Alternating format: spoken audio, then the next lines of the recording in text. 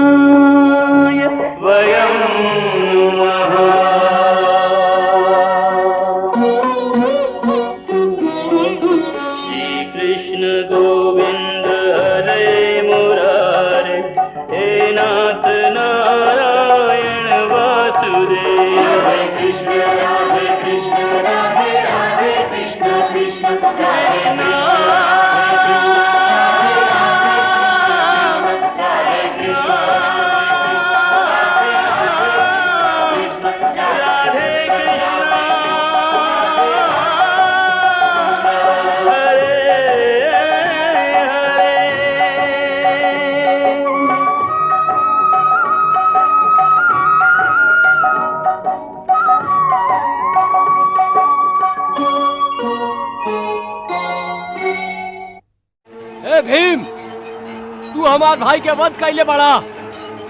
हम एकर बदला ले, हम तो के जीवित ना रह दे। घमंडी पिता के घमंडी बेटा, अब तो के तुहार भाई सभे के और तुहार पिता के पता चल गई होई कि द्यूत और युद्ध में कितना अंतर होला। आदित्य केतु, अब तू बुलाओ अपन मामा जी के, अपन भाई जी के। देखा था तो के बचावेला।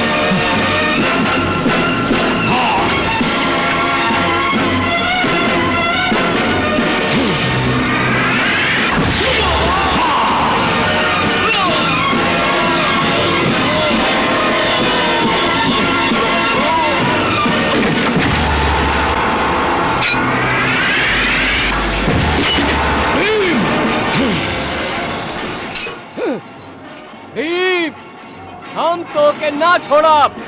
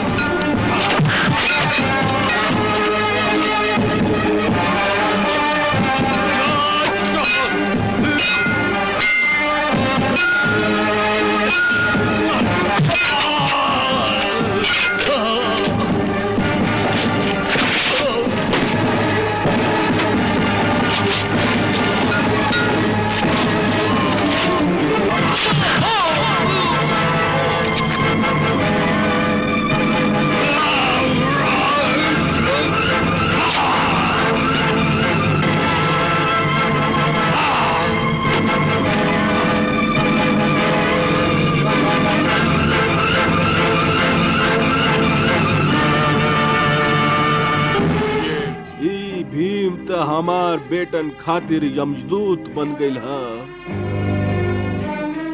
हमार बेटन के लाशन के ढेर ऐसे लगावता जैसे महामारी प्रलय मचा देवेली।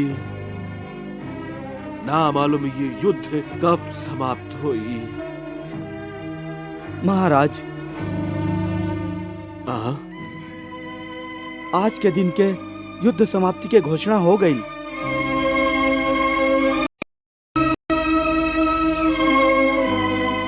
खाली आज के दिन के युद्ध समाप्त भइल ह, कल फिर प्रारंभ होई। आवे वाला कल कौरवन खातिर न मालूम का लेके आई। गांधारी अपन बेटन के दुख कैसे सह पई है। संजय, तू हमके गांधारी के कक्ष में ले चला। जय आज्ञा महाराज।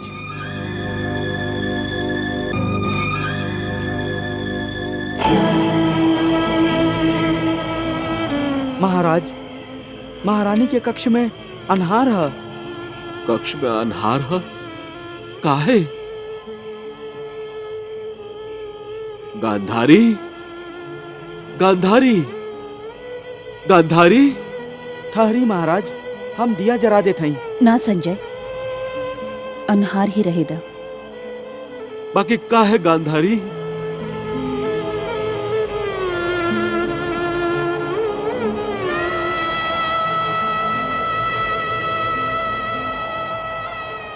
महाराज, हम दोनों के जीवन में दिया के उजाला के तो पहले से ही कौनो मतलब न रहे। काहे कि भाग्य आपकी दृष्टि छीन लीलस और हमहू आपन आंख पर पट्टी बांध रख ले हैं। बाकी हमार मन में जौन ज्योति से उजाला रहे, अब ऊ ज्योति भी बुताए लागल है। गांधारी, ये कैसन बात कर रहा हूँ? महाराज, आज से पहले हमार जीवन में हमार 100 गो बेटन के कारण उजाला ही उजाला रहे। जैसे पूनम के रात में चांद और सितारा शोभा देवेला, बाकी ए महाभारत के संग्राम में जैसे जैसे हमार एक एक बेटा के मृत्यु के अशुभ समाचार मिलत जा रहल हा, ऐसे लग रहा हा सितारा से भरल आसमान से एक एक तारा टूटल जा रहा हा और पूनम के पूरा चांद के मृत्यु के अमावस्या के अन्हारा धीरे धीरे निगलत जा रहा हा। महाराज, यह भयानक युद्ध के अन्हारा एक एक करके हमार सगरे बेटन के निगल जाई महाराज, और फिर हमार सगरे जीवन अमावस्या के रात के तरह ना खत्म होके वाला रात के अन्हार बन जाई महाराज। महाराज, ए शापित रात के अन्हारा ए महल के दिया भला कैसे कम कर सके? शुभ शुभ बोला गांधारी, शुभ शुभ बोला। महाराज, शुभ शुभ बोले से हमार जीवन के ई कड़वा सच अमृत में तना बदल सकेला न? बाकी सच त ई है कि गदाधारी भीम त हमार बेटा आदित्य केतु भामासी कुंडधार सनहद विशालाक्ष महोदर और पंडितक के जिनका के हम अपन दूध पिया पिया के बहुत चाव से पलरे रही, उस सभे के खून निर्दयता से बहा दिलस महाराज। आप नहीं की जानत महाराज, हमार एक एक बेटा के मृत्यु पर हमार छाती में एक एक छेद बन रहा है महाराज। हमार छाती छल्ली हो गई है महाराज।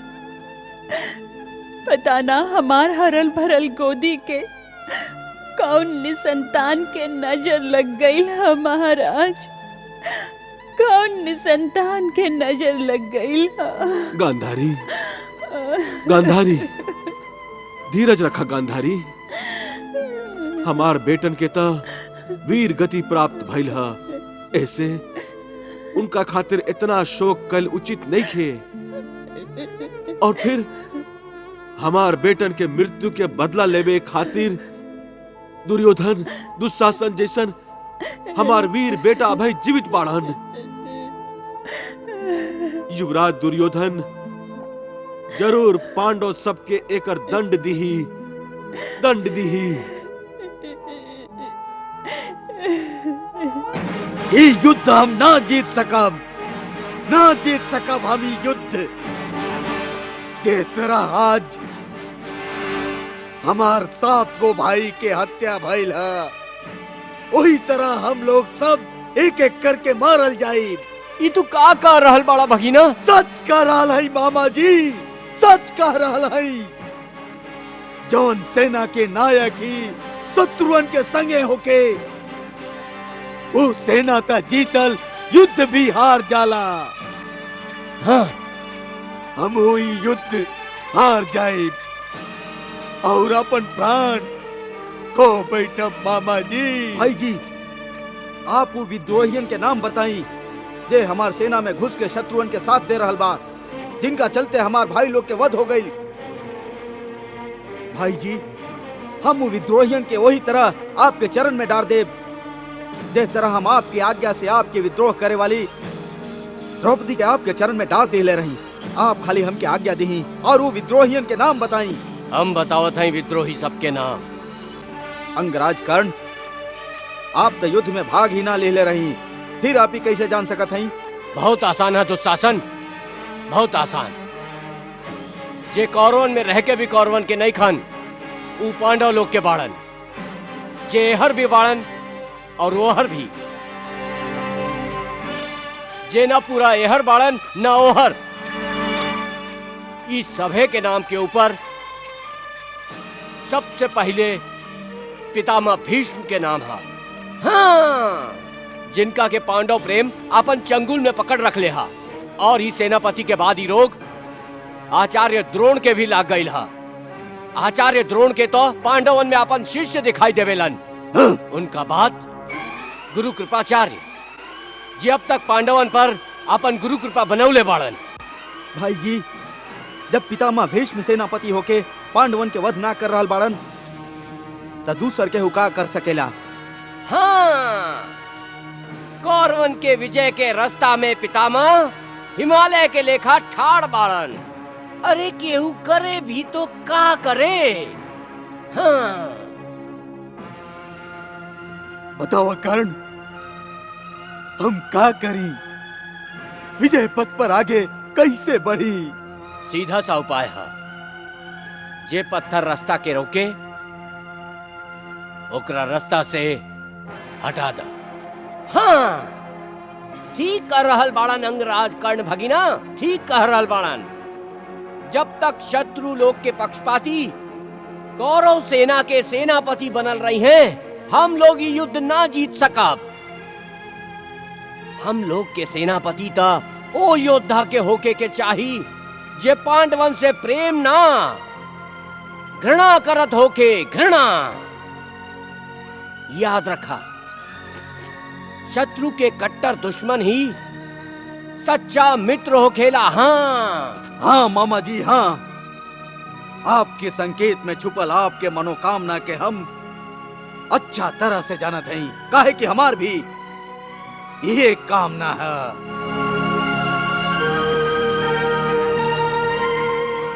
मित्र कर्ण, का तू पूछे के जरूरत नहीं खे मित्र, हम स्वयं प्रतीक्षा करत रहनी कि तोहरा से अपन मित्रता और पांडव से अपन शत्रुता दोनों के निभावे खातिर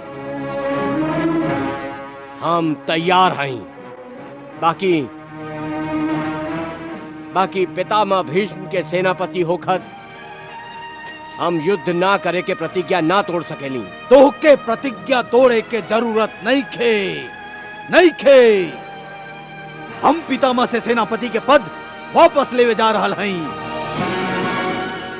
पितामह के आदर में अब यदि हम चुप रहली तो एक एक करके हमार सगरे भाई मारल जाई हैं। हमार सगरे भाई मारल जाई हैं। पितामह,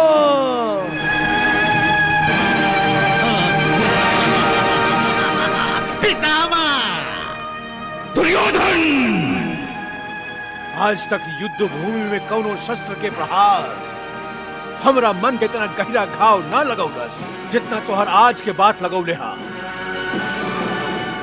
तू हमरा पर शंका करेला कि हम पक्षपात कर रहा है।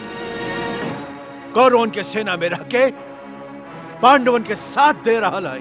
ए में झूठ कहा पितामह।